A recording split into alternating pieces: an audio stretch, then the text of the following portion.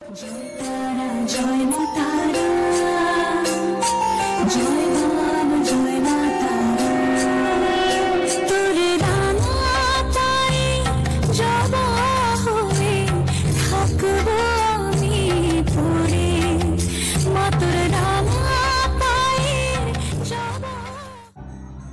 Everyone, welcome back to my YouTube channel. আজকের তারাপীঠের second day. আমি এখন রেডি হয়ে গিয়েছি। আমি এখন যাচ্ছি ঠাকুরের পুজোর দিতে, যেটা আমাদের একটা মানত ছিল, তোমাদের আগেই বলেছি। সেই পুজোটা আজকে সকালে চান ধান করে আমি এইভাবে রেডি হয়েছি, তো হয়ে সবাই মিলে দিতে যাবো পুজো। তো দেখতে থাকো, আশা করি ওখানে আমি তোমাদের ক্লিপগুলো শেয়ার করতে পারবো, কিন্তু খুব তাড়ার মধ্যে শেয়ার করব, কারণ ওখানে প্রচণ্ড ভিড় হয়, আর সকালের টাইমে যাচ্ছি, ওখানে তো আরোই ভিড়। তো প্রথমেই আমরা একটা শাখা পলার দোকান থেকে মায়ের জন্য একটু শাখা পলা আর নোয়া, তার সাথে আলতা সিঁদুর কিনে নিই। আমরা যে শ্যামাশ্রী হোটেলে ছিলাম সেখানেই পুজোর ডালা পাওয়া যায়, তার সাথে পান্ডারাও থাকে। তো তোমরা যেমনটা আগের ব্লগে দেখেছো, আমরা পান্ডাদের সাথে কথা বলে নিয়েছিলাম। তো এই দেখো, আমরা ডালাটা সাজিয়ে ফেলছি। আমাদের একটা মানত ছিল যেটায় মাকে বেনারসি দেওয়ার ছিল, সেটাও আমাদের দোকানের বেনারসি। তো সেটা নিয়ে চললাম মায়ের মন্দিরের উদ্দেশ্যে। আমরা যেহেতু সকালে পুজো দিচ্ছিলাম, সেহেতু প্রচুর লাইন ছিল। আমরা একটু স্পেশাল লাইনেই যে গিয়েছিলাম, সেটা তোমাদের সাথে শেয়ার করে দিই। স্পেশাল লাইনে যাওয়ার জন্য মাথা পিছু 500 টাকা পার হেড পড়েছিল, যেটা কিনা এই মুহূর্তেই আমাদের দিয়ে দিতে হয়েছিল এই সিকিউরিটি পয়েন্টে। তারপরে আমরা চলে গেলাম মায়ের ডাইরেক্ট মন্দিরের পিছনের দিকে, যেটা ছিল পিছনের দরজার দিকে। তো ওখানে গিয়ে কিছুক্ষণ ওয়েট করলাম, যে পুরোহিত মশাই আমাদের পুজোটা করিয়ে দেবেন তার জন্য ওয়েট করছিলাম, কারণ উনি বাড়ির পুজো সেরে তারপর আসছিলেন বলে। তো দেখতেই পাচ্ছ বন্ধুরা, আমরা প্রবেশ করছি মায়ের গর্ভগৃহের দিকে। তো বলে রাখি, এখানে একটুখানি ওয়েট আমাদের করতে হয়েছিল, ছোট্ট একটা লাইন আমাদের অতিক্রম করতে হয়েছিল। আমি ভেবেছিলাম তোমাদের সাথে সবটাই শেয়ার করতে পারবো, কারণ আমরা যখন এর আগে এসেছিলাম তখন মাকে জড়িয়ে ধরে আমি পুজো দিয়েছিলাম, সেটা এবারে আমি পাইনি। যেটা তোমাদের সাথে শেয়ার করেছিলাম আগের ব্লগে, যে আমি স্যাটিসফাইড হইনি এবারে পুজো দিয়ে, তো সেটাই হলো। সেটার কারণটা একটু পরে বলছি। তোমরা যেমনটা দেখলে, আমরা পুজোটা দিয়ে নিয়েছি, তারপরে আমাদের খুব জোরে খিদে পেয়ে গিয়েছিল। আগের দিনের ব্লগ যারা তোমরা দেখেছো তারা জানো আমরা ডিনারটা কোন রেস্টুরেন্ট থেকে করেছিলাম। সেখানে গিয়েই ব্রেকফাস্টটা আমরা কমপ্লিট করলাম। ব্রেকফাস্টে ছিল পুরি সবজি, তারপর এই যে তারাপীঠ মহাশ্মশান, তার চিত্রটা তোমাদের সাথে শেয়ার করতে করতে গল্পটা সেরে নিই, কেন এবারে আমি পুজো দিয়ে স্যাটিসফাইড হলাম না। তো বলে রাখি বন্ধুরা, আমরা এসছিলাম লকডাউনের পরেই, যখন লকডাউনটা সবে খুলেছিল তখন এসছিলাম। তো মন্দিরে অত ভিড়ও ছিল না, আর তার সাথে পুজোটা আমরা বিকেলবেলা দিয়েছিলাম, তার জন্য আমরা লাইনটা পুরোই ফাঁকা পেয়েছিলাম। তার সাথে মাকে জড়িয়ে ধরে মায়ের সাথে ফটো টটোও তুলতে পেরেছিলাম, তার সাথে মাকে ভালো করে দর্শন করে মায়ের কাছে যেটা আমাদের মনস্কামনা ছিল সেগুলো চাইতে পেরেছিলাম। অনেকক্ষণ মায়ের গর্ভগৃহে দাঁড়াতে পেরেছিলাম। তো এবারে সেটা আমরা পারিনি, কারণ ভিড়টাও প্রচুর ছিল। এরই মধ্যে একটা ঘটনা ঘটে গেল, যেটা তোমাদের সাথে শেয়ার করে দিচ্ছি, যে আমরা মায়ের দর্শনটাও ঠিক করে করতে পারলাম না, কিন্তু মায়ের যিনি সেবায়িত ছিলেন তিনি প্রণামীর জন্য ব্যতিব্যস্ত হয়ে উঠলেন। তো আমরা তো ভক্ত, অবশ্যই প্রণামী দেব, কিন্তু তার জন্য ব্যতিব্যস্ত হওয়ার তো কিছু ছিল না। মায়ের একটু দর্শনটা ভালো করে নিতে পারতাম। যাই হোক, কি আর করার ছিল। তো যারা আগের দিনের ব্লগ দেখেছো তারা জানো, আমরা শ্যামাশ্রী হোটেলকে আগের দিনই বলে রেখেছিলাম আমরা মায়ের মহাপ্রসাদ গ্রহণ করব। তো সেইটাই আমরা করছিলাম, যেটা আমরা 1100 টাকায় এত খাবার পেয়েছিলাম। তো বলে রাখি বন্ধুরা, প্রসাদের টেস্টই আলাদা হয়। তো যাই হোক, আমরা এতটা খাবার না খেতে পারায় আমাদের যে ডালাটা ছিল সেটা তারা দান করে দিয়েছিলেন, মানে বিলি করে দিয়েছিলেন। তো আমরা লাঞ্চটা মায়ের মহাপ্রসাদ দিয়ে সেরে একটু রেস্ট করার পরে বিকেল 4টে নাগাদ বেরিয়ে পড়লাম বামাখ্যাপার আশ্রমের দিকে যাওয়ার জন্য। তো দেখতেই পাচ্ছ আমরা একটা টোটো বুক করে নিয়েছি। তারাপীঠ আসবো আর সাধক বামাখ্যাপার আশ্রম দর্শন করব না সেটা তো হয় না। তো আমরা কলকাতা থেকেই ডিসাইড করে নিয়েছিলাম, যেটা আগের বারে দর্শন করতে পারিনি তো সেটা আমরা এবারে পূরণ করে নেব। তো প্রথমেই আমরা এখানে এই ছোট্ট মন্দিরটা দর্শন করে তারপরে চলে গেলাম এই ছোট্ট যে বাড়িটা দেখতে পাচ্ছ সেই বাড়ির উদ্দেশ্যে। তো এখানে লেখা ছিল এটি বামাখ্যাপার পৈতৃক ভিটে। তো বলে রাখি বন্ধুরা, এটা কিন্তু তার আসল ভিটে ছিল না, কারণ এটা রিসেন্ট তৈরি হয়েছে, যেটা কিনা শুটিং পারপাসে তৈরি হয়েছিল।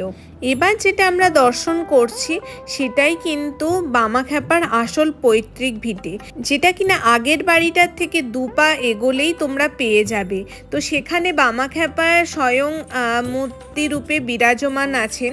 তো এখানে আমরা তার মূর্তি দর্শন করলাম এবং তার যে উত্তরসূরি আছে বাবা বামাখ্যাপার সম্বন্ধে বিশদে কিছুটা জেনে নিলাম। তারপরে আমরা পাশে আরেকটি মন্দির আছে, সেখানে বাবার মূর্তি দর্শন করে তারপরে আমরা চলে গেলাম পরের গন্তব্যের দিকে, যেটা ছিল মা মুন্ডমালিনী তলা। মুন্ডমালিনী তলার কিছু ইতিহাস আছে যেটা আমরা কিনা লোকমুখে শুনেছি, তো সেটাই তোমাদের সাথে শেয়ার করে দেব। তার আগে বলে দিই, মা মুন্ডমালিনীর মন্দিরে যাওয়ার জন্য মন্দিরে যাওয়ার যে রাস্তা তার অপোজিট দিয়ে 9 থেকে 10 মিনিট হেঁটে গেলেই তোমরা মা মুন্ডমালিনীর মন্দির পেয়ে যাবে। তো বলে রাখি বন্ধুরা, এটি মা মুন্ডমালিনী তলার শ্মশানের পাশেই তৈরি হয়েছে মা মুন্ডমালিনীর মন্দির। তো তোমাদের সাথে শেয়ার করে দিই, এটা কিন্তু মায়ের লীলাক্ষেত্র। কথিত আছে মা এই দ্বারকা নদীতে, যেটা এখান দিয়ে প্রবাহিত হয়েছে, সেই দ্বারকা নদীতে স্নান করতে আসতেন কুমারী রূপে, আর তার পরিহিত এই মুন্ডমালা একটি জবা গাছের পাশে রেখে স্নান করতে নামতেন। কথিত আছে মা ভোরবেলা এখানে স্নান করতে যখন আসতেন তখন দ্বারকা নদীর জল ফুলে উঠত, আর যখন মায়ের স্নান হয়ে যেত সে দ্বারকা নদী তার পুরনো আকারে ফিরে আসত। এটি স্থাপিত হয়েছে আনুমানিক 1390 খ্রিস্টাব্দের 11ই জ্যৈষ্ঠ, যেটা কিনা বুদ্ধ পূর্ণিমার দিন ছিল। আর এখানে যে সন্ন্যাসী গোসাই অর্থাৎ ছোট বাবার আশ্রম মায়ের মন্দির লাগোয়া দেখতে পাচ্ছি, যিনি কিনা মায়ের এই বৈষ্ণবী রূপকে প্রতিস্থাপন করেছেন। আর এই মা কিন্তু এখানে নীল সরস্বতী রূপেই পূজিত হন, আর এনার ভোগ কিন্তু নিরামিষ থাকে। আমরা কিন্তু যখন বাবা বামদেবের বসতভিটেতে গিয়েছিলাম, ওনার উত্তরসূরিদের মুখ থেকে শুনেছিলাম বাবা বামদেব কিন্তু প্রথম মায়ের দর্শন এই রূপেই পেয়েছিলেন, অর্থাৎ নীল সরস্বতী রূপে। তো আমরা এবারে এসে পৌঁছেছি এই মুন্ডমালিনী তলার মহাশ্মশানের কাছে। এখানে আগে শ্মশান ছিল এবং এখানে কিন্তু দ্বারকা নদী প্রবাহিত হতো। এখন যার জল আমরা দেখতে পাচ্ছি না, শুকিয়ে গেছে। তো কখনো কখনো বৃষ্টির সময় এখানে জল ভরে যায়, তো তখন আসলে হয়তো আমরা দেখতে পেতাম। তো যাই হোক, আমাদের মুন্ডমালিনী মাকে দর্শন করা হয়ে গেছে। এবার আমরা একটু আইসক্রিম খেয়ে নিলাম। এবার আমরা হোটেলে আসব, তার আগে কিছুটা কেনাকাটা সেরে নিলাম। কিছু টুকিটাকি জিনিস কেনাকাটা করার ছিল, সেগুলোই নিচ্ছিলাম আমরা, যেটা ছিল তারাপীঠ মন্দিরের যে মার্কেটটা তোমরা আগের দিন দেখেছিলে সেটার থেকেই।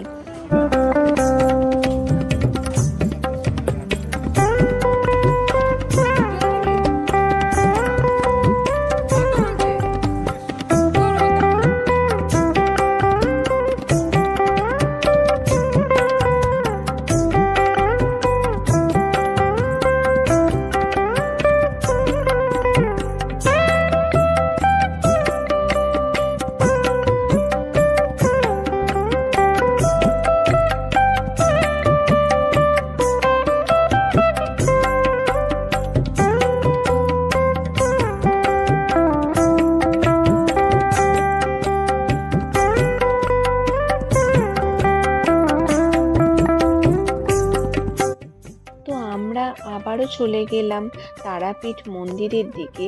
সেখানে ছোট ছোট যে মন্দিরগুলো রয়েছে সেগুলো দর্শন করতে শুরু করলাম। তার সাথে দেখলাম যে ওখানে নানান রকম হোমযজ্ঞ ক্রিয়াকলাপ চলছে।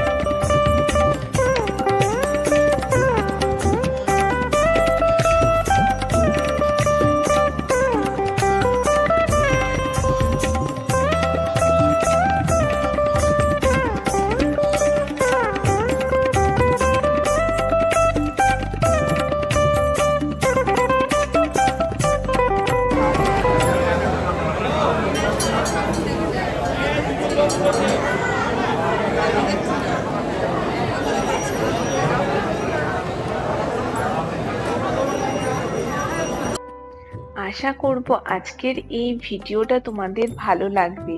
অনেক কিছু শেয়ার করলাম তোমাদের সাথে মা মুন্ডমালিনী সম্বন্ধে। যদি তোমাদের এই তারাপীঠ সিরিজটা ভালো লেগে থাকে তাহলে কিন্তু অবশ্যই আমার চ্যানেলকে সাবস্ক্রাইব করে দিও আর লাইক করে দিও, আর বেল আইকনটা হিট করতে ভুলো না কিন্তু, যাতে আমি যে পরবর্তী ভিডিওগুলো আপলোড করব সেগুলোর নোটিফিকেশন সবার আগে তোমাদের কাছে আসে।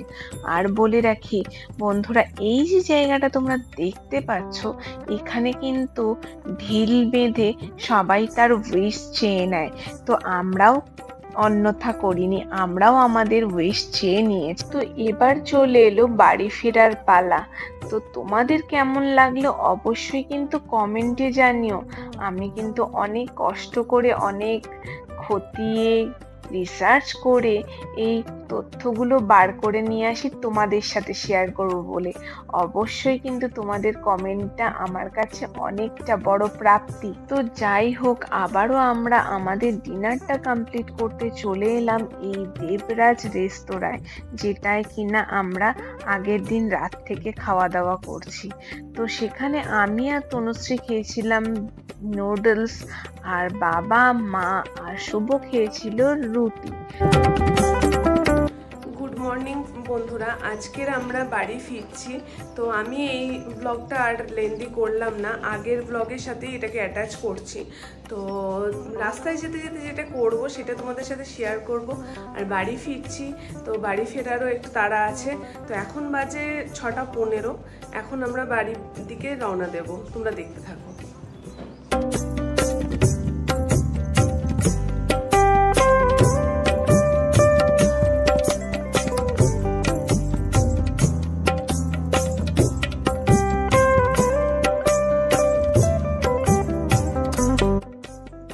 যেহেতু আমাদের বাড়ি ফিরতে ফিরতে অনেকটাই লেট হয়ে গিয়েছিল, সেহেতু রান্না করার কিছু ইচ্ছাই করছিল না। তো আমরা রাস্তাতেই ডিসাইড করে নিলাম আমরা চলে যাব বিজলি গ্রিলে। যে এখানে দেখতেই পাচ্ছ আমরা সবাই চলে এসেছি বিজলি গ্রিলে। সেখানে আমরা অর্ডার করে নিয়েছিলাম পুরো বাঙালি, যার মধ্যে ছিল সাদা ভাত, ঝুরি আলু ভাজা, ডাল, তার সাথে ছিল মোচার ঘন্ট, ছিল দই কাতলা, তার সাথে ছিল ভেটকি মাছের পাতুরি, মিষ্টির মধ্যে ছিল মালপোয়া উইথ রাবড়ি, আর ছিল গন্ধরাজ লেমন সোডা। তো লাঞ্চ করতে করতে আজকে ব্লগটা এখানেই এন্ড করলাম। সবার কেমন লাগলো অবশ্যই জানাতে ভুলো না। সবাইকে টাটা।